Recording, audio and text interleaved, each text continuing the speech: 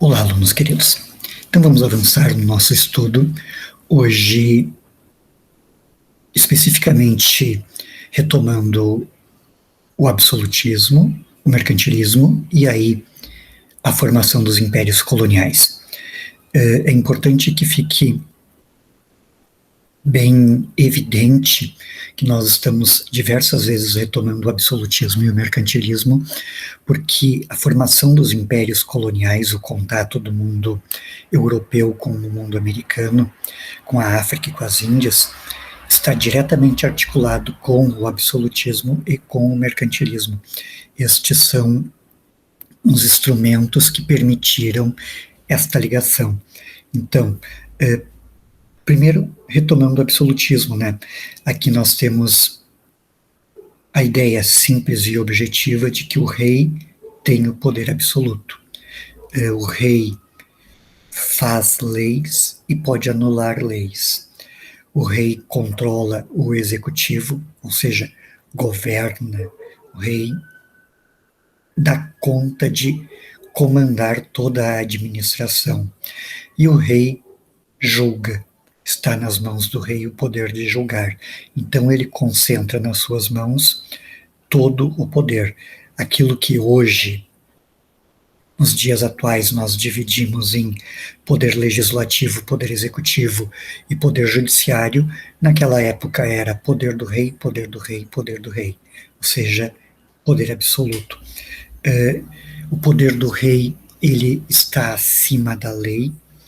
O rei só presta contas durante o absolutismo para Deus. Ele é fundado na teoria do direito divino, que diz que o rei foi escolhido por Deus para este dever, para esta responsabilidade. Então ele só presta contas para Deus. E aqui nós temos ainda a teoria do contrato social, né? O rei, ele é chamado a governar para impedir que a sociedade fosse para a barbárie, fosse para o caos, para garantir o direito de propriedade, o direito da vida e garantir a ordem, é que a sociedade faz um contrato e, através desse contrato, dá uma parte do seu poder para o rei, que está acima da sociedade para organizar a sociedade. As teorias contratualistas. Mas, especificamente sobre essas teorias, depois vocês estudam em sociologia, né? Vocês fazem esse estudo na sociologia sobre o contrato social. Bueno, as primeiras monarquias absolutistas que vão se formar, aí vão ser da Inglaterra, de Portugal, França e Espanha. Avançando então para a ideia do mercantilismo, que está diretamente relacionado com o absolutismo, né? A possibilidade do mercantilismo, ela já é derivada do absolutismo.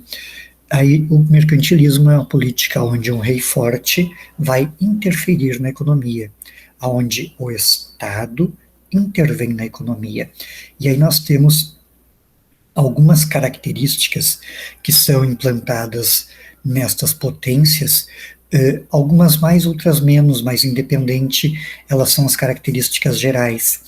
Metalismo, busca para obter metais preciosos, prata e ouro, que vai estar diretamente relacionada com os impérios coloniais, né? Pacto colonial, relação entre metrópole que lucra e colônia que é explorada, diretamente relacionada com a formação dos impérios coloniais. Balança comercial favorável. A nação deve exportar mais, deve vender mais do que comprar, né, do que importar. É lógico que o saldo vai ser positivo. Isso a gente tem até hoje, embora não controlado pelo governo, mas verificado para saber se a nação está com um saldo positivo ou negativo nas suas compras e vendas, né?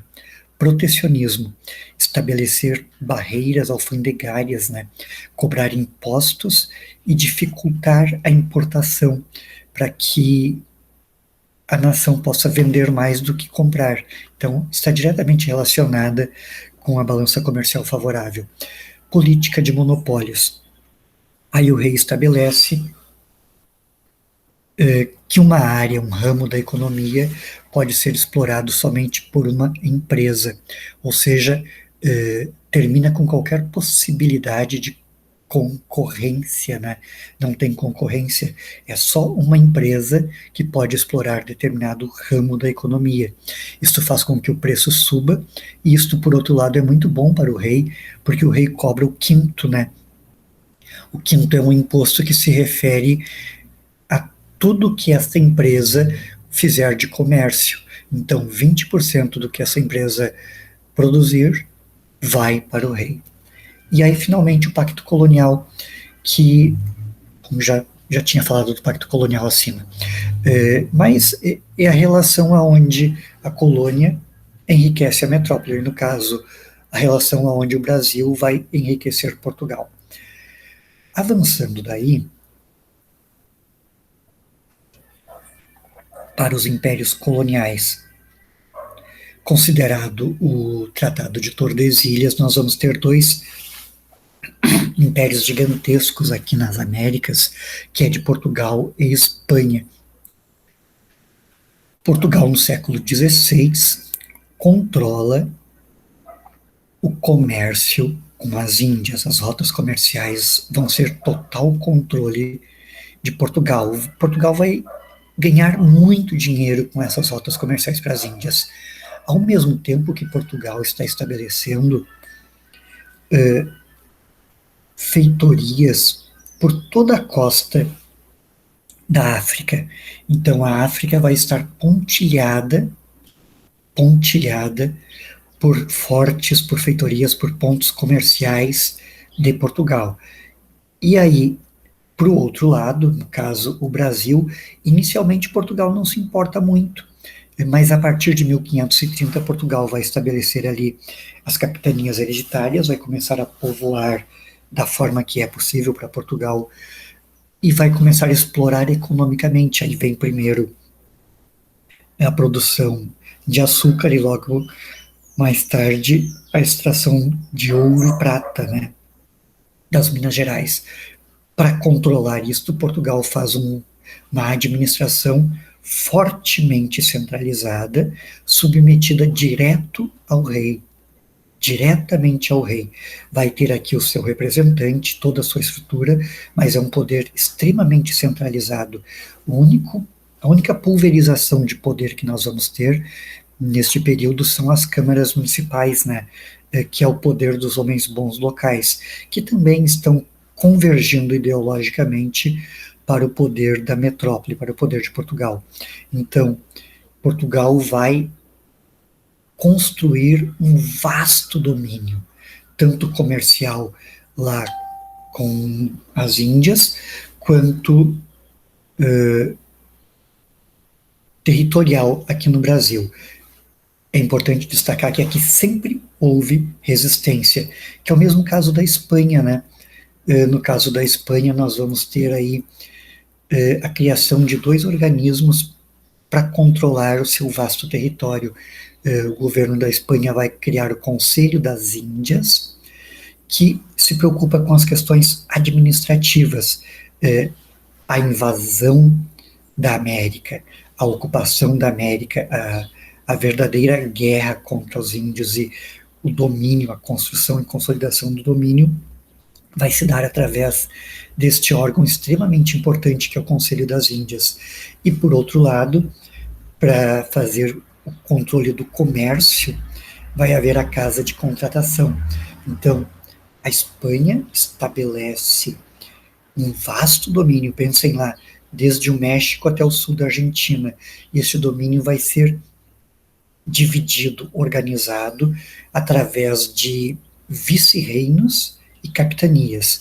Esses vice-reinos e capitanias vão ser administrados pelo Conselho das Índias e pela Casa de Contratação, um para as questões administrativas e outro para as questões comerciais.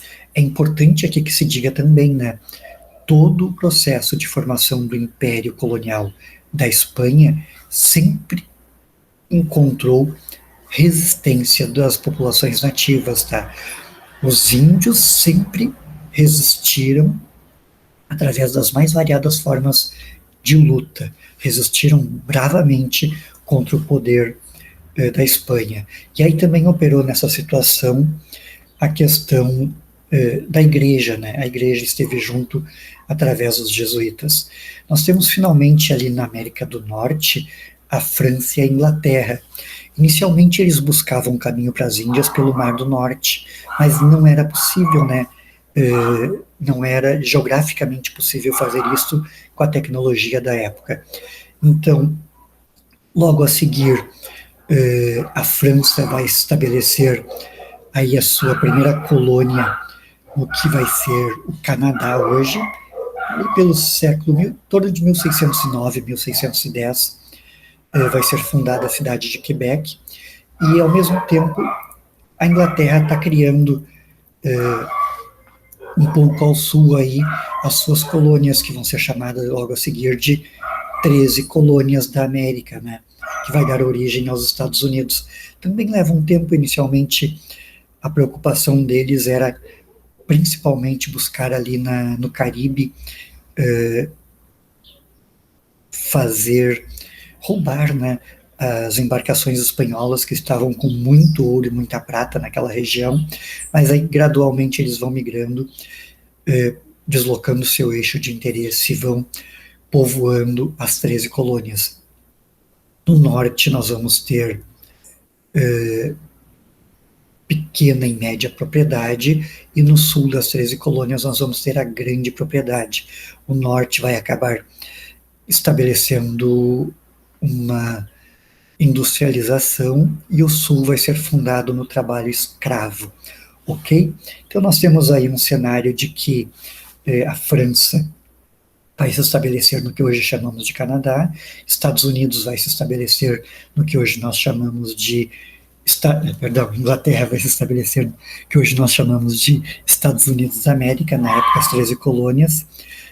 A Espanha vai formar o seu império com capitanias e vice-reinos do México até o sul da Argentina, e Portugal vai estabelecer seu poder nas rotas comerciais para as Índias, na costa da África e no território que hoje é o Brasil.